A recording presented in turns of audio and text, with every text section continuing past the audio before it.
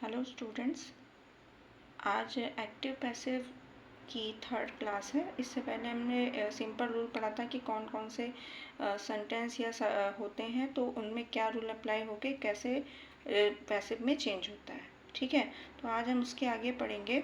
कुछ specific rule हैं। Simple rule तो हमने पढ़ लिए। स्पेसिफिक रूल क्या है कि उनके होने पे कुछ वर्ड ऐसे होते हैं या कुछ प्रीपोजिशन ऐड हो जाते हैं जिनकी वजह से सेंटेंस में चेंज में थोड़ा सा डिफरेंस हो जाता है। ठीक है, तो सबसे पहले क्या है कि यदि अगर सेंटेंस में सब्जेक्ट के स्थान पे someone, no one, anyone, people या सिर्फ वन, एवरीबडी ये सब आता है, पुलिस ये सब आता है, तो पैसिव जब हम बनाते हैं तो इनको हटा देते हैं।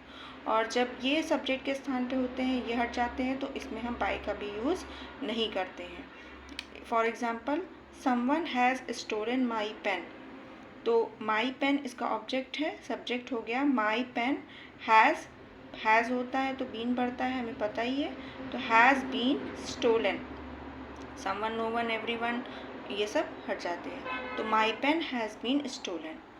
नेक्स्ट है, people speak different languages all over the world, तो इसका क्या पैसिव बनेगा? डिफरेंट ऑब्जेक्ट हमारा है, डिफरेंट लैंग्वेजेस, पीपल सब्जेक्ट हो गया, स्पीक वर्ब हो गया, डिफरेंट लैंग्वेजेस हमारा ऑब्जेक्ट है, तो different languages are spoken all over the world, people हट गया।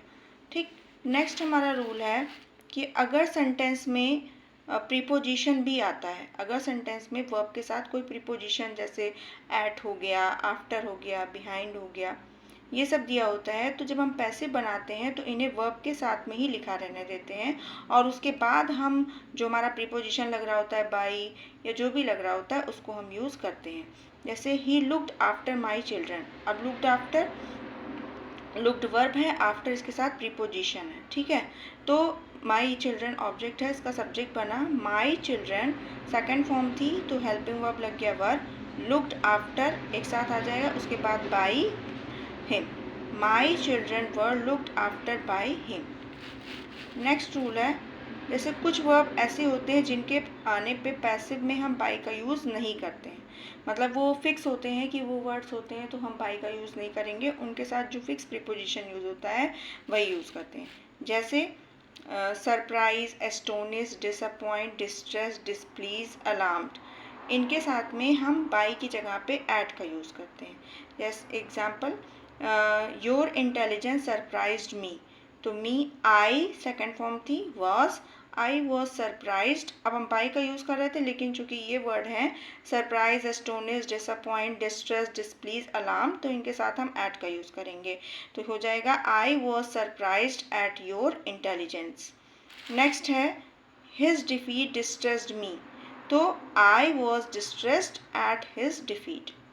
ठीक है, नेक्स्ट हमारा है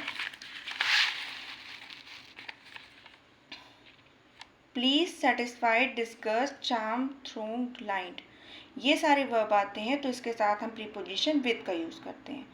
example, her success will please her parents, तो हर पेरेंट्स हमारा सब्जेक्ट बन गया, हर पेरेंट्स विल इसके साथ be, will be pleased with her success, her parents will be pleased with her success.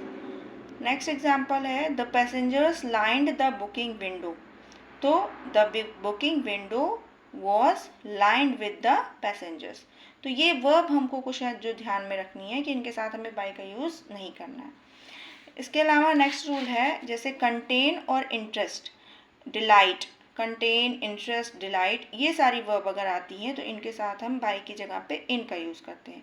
Example, this box contain many things, तो many things are contained in this box. This book interested me, तो me का subject हो गया I, second form थी was, I was interested in this book.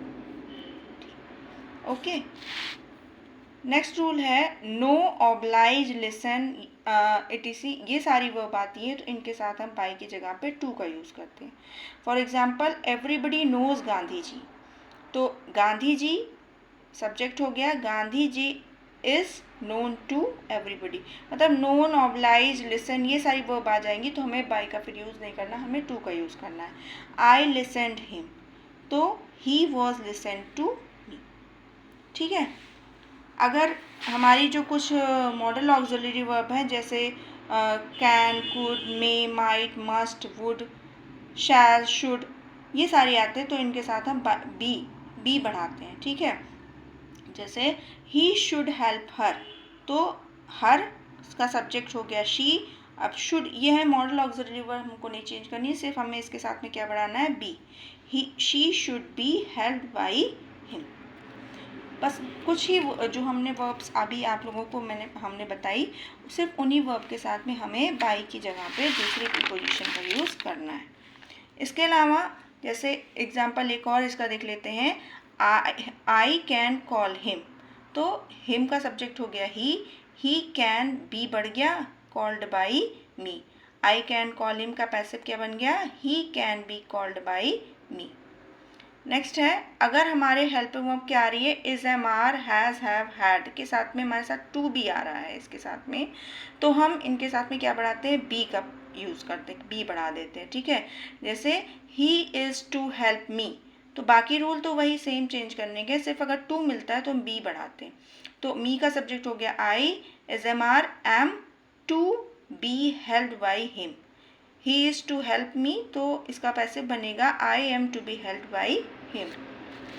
अगर हमारा sentence subject की जगह पे क्या हो सेंटेंस में, इट इज़ टाइम टू से स्टार्ट हो, अगर हमारा sentence it is time to से स्टार्ट हो, तो इट इज़ जब हम पैसिव में चेंज करेंगे तो इट इज़ टाइम को हम इट इज़ टाइम पहले ही लिखा रहने देंगे, फिर फॉर से शुरू करेंगे, फॉर, फिर हमारा ऑब्जेक्ट क्या है, द क्लास, तो it is time for the class, to है, टू के साथ बी बढ़ा, to be shut up, it is time for the class to be shut up. ठीक है, तो ये सारे रूल हमारे सिंपल के हैं जो पैसिव में हम चेंज करते समय यूज़ करते हैं। आई होप आप लोगों को समझ में आया होगा। इसके अलावा अगर हमारे जो सिंपल रूल हैं उसको आपको एक ही जगह पे देखना है तो उसके लिए हम ये रूल भी अप्लाई कर सकते हैं। ओके, इस तरह से भी आप अगर चार्ट बना लेंगे तो आपको समझ में आएगा कि हमारे जो 12 टेंस हैं उसमें से 8 की पैसिव बनती है, 4 की पैसिव नहीं बनती है। आई होप आप लोगों को समझ में आया होगा। Thank you so much.